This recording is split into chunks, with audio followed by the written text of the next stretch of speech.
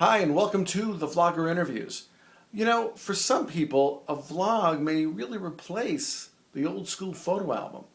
That's one of the things I discussed with Austin of TheNiveNulls, a family vlog which right now is Austin and Brittany, but is soon to be 3. Enjoy. How did you come into doing a vlog, the TheNiveNulls?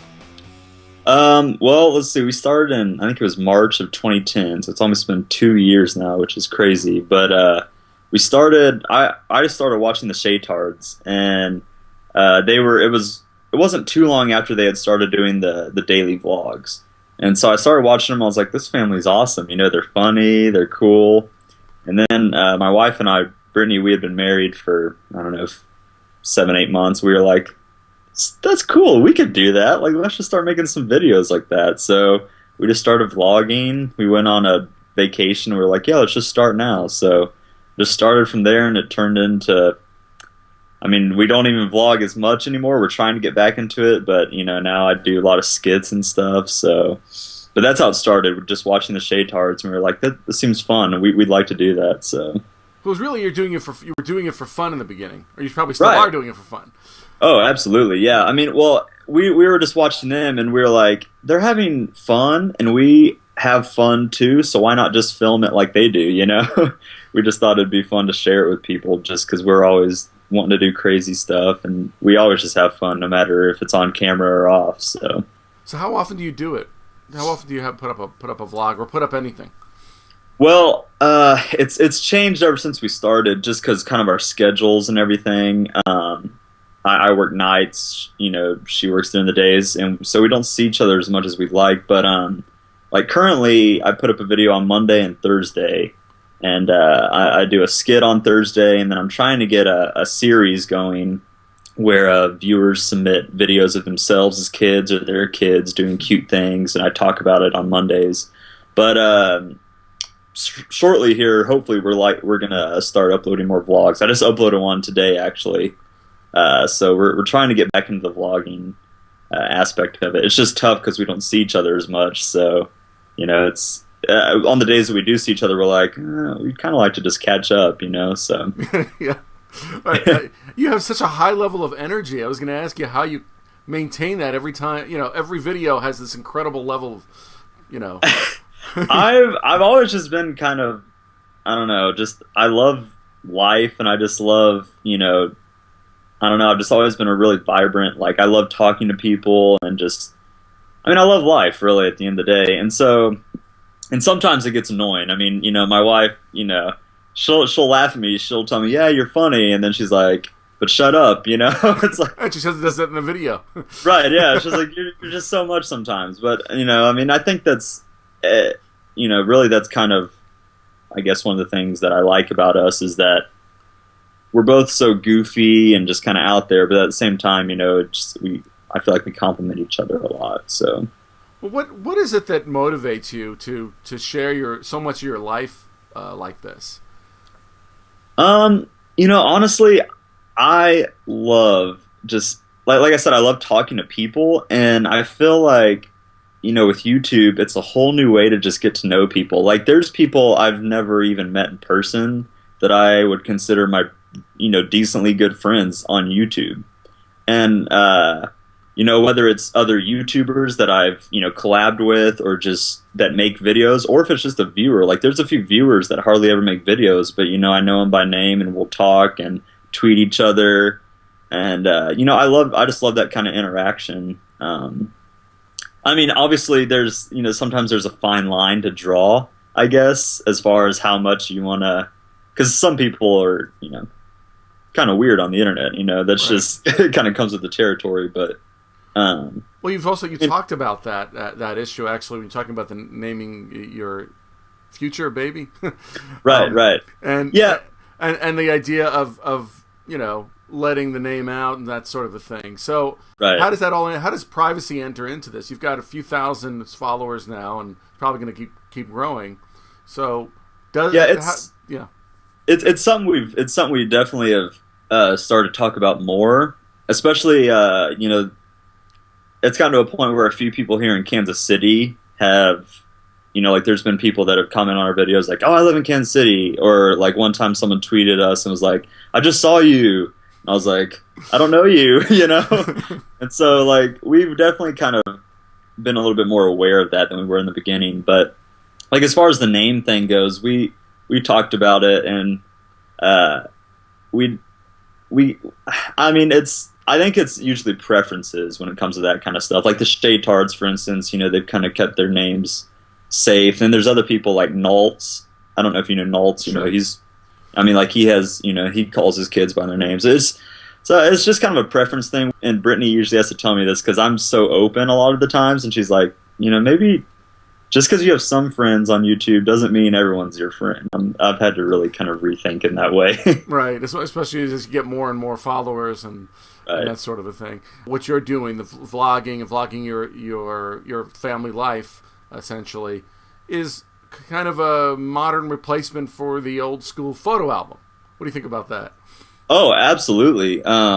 My grandparents and like a lot of my cousins, they all live in different cities and states, and I don't ever see them that much. And but I know that they watch our videos. Sometimes they won't always comment on it, but then whenever we see each other, they're like, I saw that video. I was like, oh, right, yeah, from like 8 months ago. But I know that they're like secretly watching a lot of these videos, and so I think it really is. Yeah, it's a great way for families to be able to just kind of see what's happening on a daily basis. I've actually go ahead. Oh no, I was just gonna say I grew up with some really close friends. I call them my family, and they used to live here in Kansas City, and they moved. But I've tried to encourage them to like start doing videos just so I can see them. I'm like, I want to see you guys and see what you're up to, and so those kind of things really do help. Do you think it's going to become more common as time goes on? I think so. As you mean, like just the kind of vlogging aspect of just family life. Yeah. Are more people going to be doing it, or is it always going to be just a certain type of person? I think it'll definitely grow. Definitely. Some people, I guess they're kind of camera shy. Some people can be that way, but I mean, like in a lot of viral videos nowadays are just random videos of someone just putting their kid burping or something up on the internet for their grandparents to see, and then it just blows up into some viral video. So I think those kind of things are going to become more, not necessarily people looking to make viral videos out of it, but just seeing like, oh, these people made a video, I like that idea, I'll make a video, just like to show to their family and friends. So yeah, I think it'll definitely be more common. So people will understand the power of this sort of a thing. Right. Well, I mean, yeah, YouTube is, I definitely believe wholeheartedly in YouTube being the future of, kind of online video as far as merging into television. I mean, it's already happening, right. With people like Maker Studios, Next Now, I think it is. They're all turning into just basically TV. Is that a good thing or is that a bad thing? Where does TV end and where does vlogging or online video begin? I think it's all about the viewers or the viewer interaction aspect of it, because TV, is in a lot of aspects just there for you to watch, and YouTube is making all the same quality content, but adding the aspect of leave this comment, leave this video response, make a parody of what I just did, And so it's a lot more interactive, which I think is why, so many users, especially the younger generation, is really just wholeheartedly in.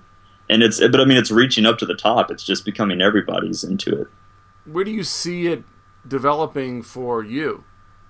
Or how will you think you'll use it in your life in general? Or or will it just be a hobby? I mean, right now it is, a hobby. I mean, I'm not like, living off of YouTube at all. I would love for it to be a job. Like I mean, just video in general is something that I've come to love, and I actively look for, opportunities to find a job in a video-based environment. Specifically, I'd love for it to be through YouTube or through a YouTube, company of some sort, just online video in general. I would love to turn it into a job, but you know, I understand that it's usually it takes time and it takes consistency and hard work. So I'm not expecting it to just boom overnight. It's like, oh yeah, you can just live off of YouTube, you know. So I'm actively pursuing plenty of other things, but I would ultimately love to do that full time. Yeah. Has it had an impact so far on your life in general? I mean, has it given you a different perception or? Yeah, I would say it's I think for Brittany and I both, one thing that we really love is being able to look back. Like, we'll look back on some of our older vlogs and be like, wow, you know, I remember that, or I remember something else that happened that day, or just or what we were feeling at that time, or where we were at that point in our life, maybe that wasn't on camera, you know. So it's nice for us to be able to look back at those kind of things. And I mean, I feel like, and just even like skits that I'll make or something, I'll look back and I'll be like, that was funny, but I could change these things, and then I'll use that idea and turn it into something better, you know, later on. So I mean, I think it's just in those kind of ways, I feel like it helps us kind of see ourselves in a different light, you might say. Cool. And now, final question. Looking back, what do you know now that you didn't know when you began? Just about YouTube related kind of stuff? About the whole experience. What didn't you anticipate that you've discovered in the couple years since? I think I'd have to say, like, when we started, you know, we were doing it, we still do it for fun, but we were just purely doing it for fun. Didn't really think anyone would watch. And I think the biggest thing now that I've learned and that I appreciate more is just the kind of community and friendship building aspect of it, you would say.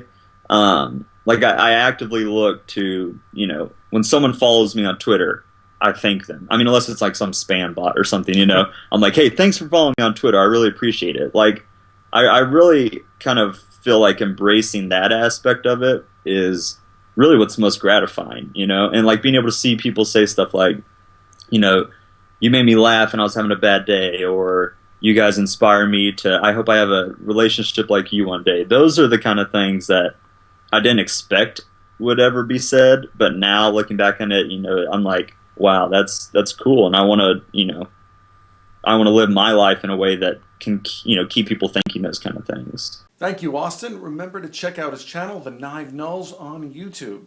And I'd appreciate your subscription here on YouTube. And if you want to follow everything else I'm doing, my Twitter is RickFlix. I will see you next time.